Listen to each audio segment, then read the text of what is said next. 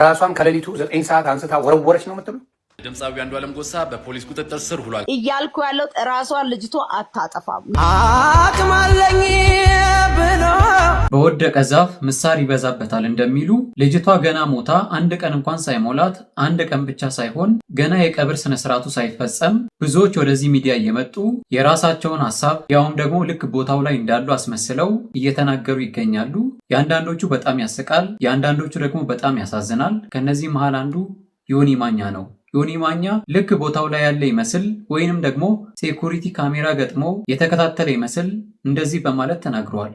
ቀን ላይ በደንብ አድርጋ አሪፍ ቪዲዮ ሰርታ ለቃ ብዙ ሰው ላይክ አድርጎላት አለች እኮ። ቀን ላይ ማንን ነው የምታጭበረብሩት? ማታ ላይ ተነሳችና ይነዋ ራሴ ላጥፋ ብላ ወረወረች። እርጉዝ ሴት፣ ለልጇ የምታስብ ሴት ራሷን ከሌሊቱ 9 ሰዓት አንስታ ወረወረች ነው የምትሉ?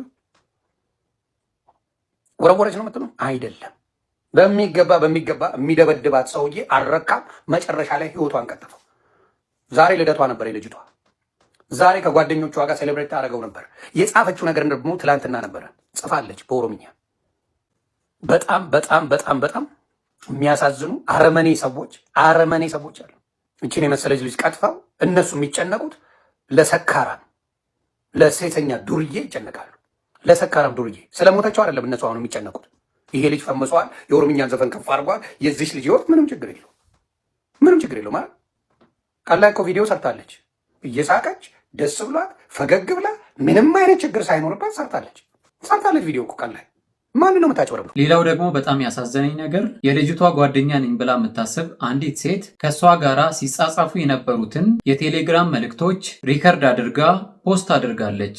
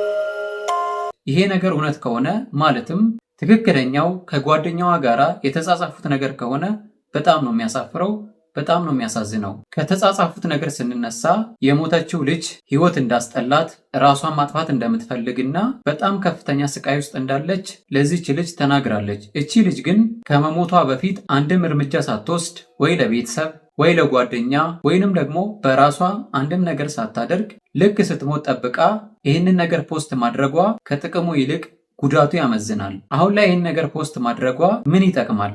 ልጅቷን አይመልስ። እንደውም ይሄ ፖስት የእሷን ግዴለሽነት የሚያሳይ ነገር ነው። በጊዜው እርምጃ ከመውሰድ ይልቅ ከሞተች በኋላ እንደዚህ ብላ ነበር ብሎ ማሳየት በጣም የሚያሳፍር ነገር ነው። እያልኩ ያለው ራሷን ልጅቷ አታጠፋም ነው እንጂ እኔ ልጁም እንደዛ የሚያደርግ አይነት ሰው አይመስለኝም። እኔ አይ ሰውም እንዳለው እኮ ትላንትና አብሮ ናቸው። ትላንትና ፀጉር ቤት ራሱ ወስዷት ነበረ። በዛ ላይ ደግሞ ልደቷ ነበረ። ዛሬ ነው መሰለኝ ልደቷ። ሜካፕ ምናምን ተቀባብታ ስቱዲዮ ሄዳ ፎቶ ሁላ ተነስታ ነበረ።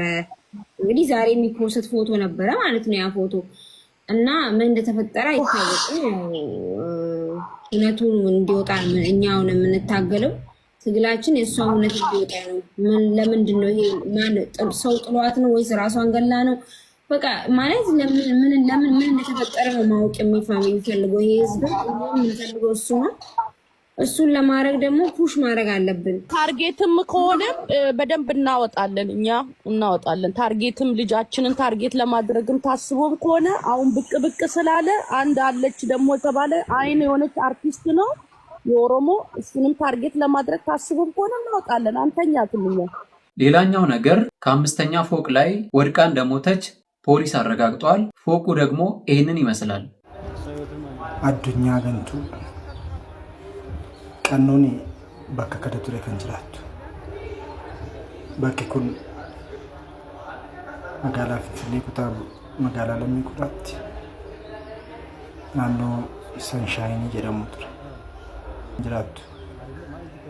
Egaa waan ishee mudate isheetu beekaa bakka namni argamu kana darbii kanarratti jiraataa jiranii hirribumaa kaatee akka isheen gad of darbatte akka nuti arganne dhugaa baay'ee nama gaddisiisa.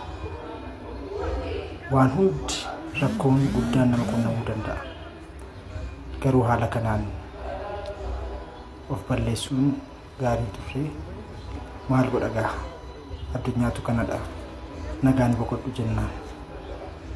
ከሁሉ በላይ ደግሞ ያስገረመኝ ነገር የዚህች ልጅ የቲክቶክ አካውንት ከመሞቷ በፊትና ከመሞቷ በኋላ በጣም ከፍተኛ ልዩነት ነበረው። ማለትም ልክ የሞቷ ዜና ከተሰማ በኋላ በጣም በርካታ ሰዎች ፎሎ እያደረጓት ይገኛሉ። ቁጥር ትናንትና 300 ምናምን ሺህ ነው የሚለው እና 300 ምናምን ሺህ የነበረ ፎሎወር ዛሬ ደግሞ 400 ምናምን ሺህ ደርሷል። ማለት ለምን እንደምትከተለው ምን ይጠቅማታል? ልጅቷ ሞታለች። ካሁን በኋላ በዛ አካውንት ላይ ምንም አይነት ነገር ፖስት አይደረግ። የሰው ልጅ ግን ሰው ሲሞት ለምን እንደሚወድ አላቅም። እንዴት ጣሉት? በመውለድ ኬዝ ነው መሰለኝ። እሱ ልጅ አለው አይደለ? ከሌላ እሷ አይላትም። ልጅ ልውለድ ስትለው አያትወድም በሚል ሪሌሽን በጣም እንትን ነበራቸው፣ ጸብ ነበራቸው፣ ይጣላሉ። ይሄ የጓደኛ ጸብ ነው። የውስጥ መቼም እንትን ከና አይጠፋብንም አይደለ? በህይወት ስንኖር በትዳር ውስጥ በሀገር ውስጥ ስንኖር አንድ ላይ ነው የሚኖሩት፣ አንድ ቤት ነው የሚኖሩት። ልጅ ለምራት ይችላል። ልውለድ ስትለው አያትወድም ማለት በዚህ ተጣሉ። በምን አወቅሽ? ይሄን ኢንፎርሜሽን እንዴት አወቅሽ? ይሄንን ከየት ሰማሽ? እሷ ራሷን ከፎቅ ላይ ከጣለች በኋላ ነው ወይ ሳይጥል በፊት ነው የነበረው? ሳይጥል በፊት ነው የመጣው። መጣ ለፈተኛ፣ እሱ ሲተኛ ተነስታ ወጣች፣ ራሷን ጣለች ከፎቅ ላይ የተባለው። እንደዛ ነው የሰማሁት እኔ ከጓደኞቹ ነው የሰማሁት። ብዙ የሱ ጓደኞችን ማውቃቸዋሉና እና ታይቃቸው ምንድነው ምናምን እንደዚህ እውነት ነው ምናምን ስለ አው ሌሊት 10 ሰዓት እሱ ሲገባ ተነስታ ራሷን አጠፋች ነው ያለን። ይሄንን ነው ያለን። ኦኬ እኔ ደግሞ እንደሰማሁት ከሆነ እኔ ደግሞ ከአንዳንድ አርቲስቶች እንደሰማሁት ከሆነ እሷን ፀጉር አሰርቷት ምን ብሎ ምናምን ቤት ጥሏት እንደወጣ ነው የሰማሁት እኮ። አንተ ለይልሽ ዓርብ ዕለት ተጣልተው ነበር። ዓርብ ዕለት ከጓደኞቹ ጋር ነበር። በብድን የተጣሉት በመውለድ ኬዝ ነው መሰለኝ። እሱ ልጅ አለው አይደለ? ከሌላ እሷ አይላትም። ልጅ ልውለድ ስትለው አያትወድም በሚል ሪሌሽን በጣም እንትን ነበራቸው፣ ጸብ ነበራቸው፣ ይጣላሉ። ምን ከየት ሰማሽ? አንዱ ዓለም ጋር እኔ ምግባባለሁ። ኦኬ።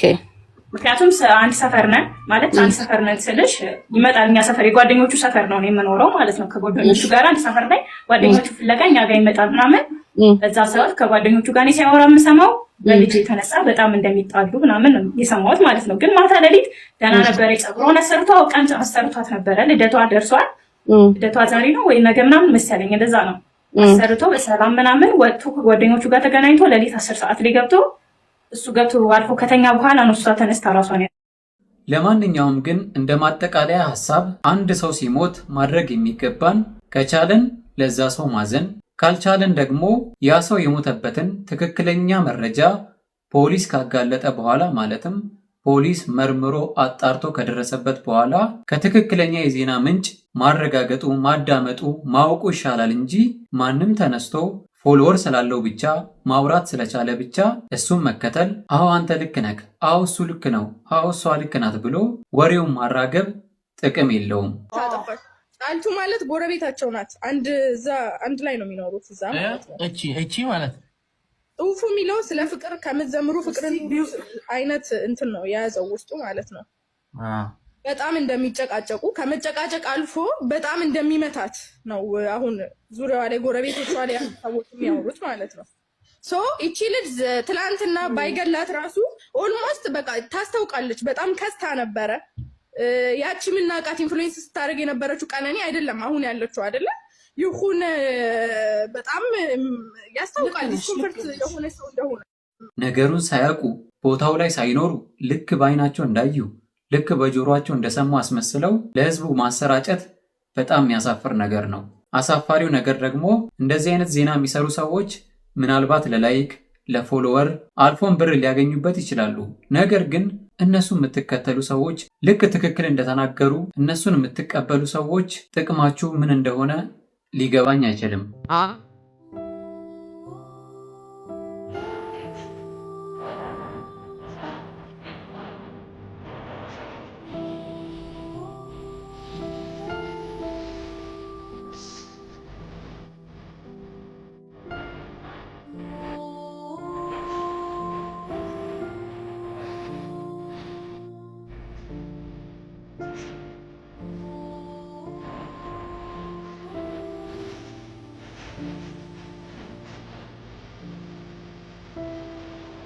የእህታችን የቀብር ስነ ስርዓት ዛሬ 9 ሰዓት ላይ በቅድስት ሥላሴ ካቴድራል የሚፈጸም ይሆናል። ለእህታችን እግዚአብሔር አምላክ ተስፋ የምናደርጋትን መንግስቱን እንዲያወርሳት እንመኛለን። ለወዳጅ፣ ለዘመድ፣ ለቤተሰብ፣ ለጓደኞቿ፣ ለአድናቂዎቿ ሁሉ መጽናናትን እንመኛለን።